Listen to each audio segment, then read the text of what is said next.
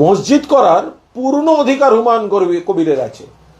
যে কোনো ব্যক্তি বা ব্যক্তিগণের কোনো মসজিদ, কোনো মন্দির, কোনো গির্জা, গুরুদ্বারা, যার যা ধর্মের উপাসনা স্থল করার অধিকার আছে।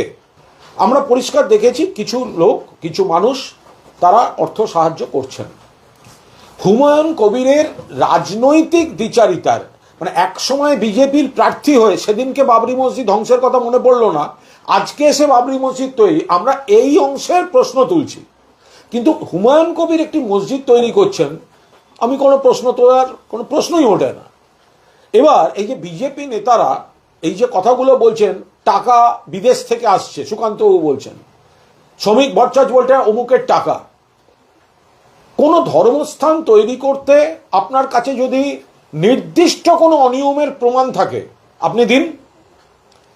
যদি এই ধরনের এই বিদেশের টাকা বা ইত্যাদি এগুলো দেখার কথা হচ্ছে কেন্দ্রীয় সরকারের, তো কেন্দ্রীয় সরকার, কেন্দ্রের বিভিন্ন এজেন্সি রয়েছে, তো এইগুলো তো তাহলে আপনারা বিজেপির এমপি মশাই, আপনারা হুমায়ুন একটা মসজিদ তৈরি করছে, আপনারা তাকে কাদা ছুটতে যাচ্ছেন কেন? আমরা যেটুকু যা সেটা হচ্ছে রাজনৈতিক অবস্থানগত।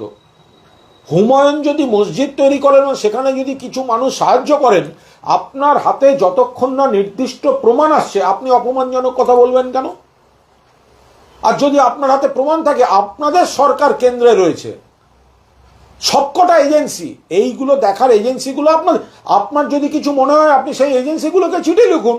হুমায়ুন যিনি বিজেপির ক্যান্ডিডেট ছিলেন, তিনি এখন বিজেপিরই স্বার্থসিদ্ধি করে দিচ্ছেন ভোট কেটে, আপনারাই ওকে পেছন থেকে প্রচারে সাহায্য করছেন, তাহলে আপনাদের তো সেটাও তাহলে অস্বীকার করে নিতে হবে।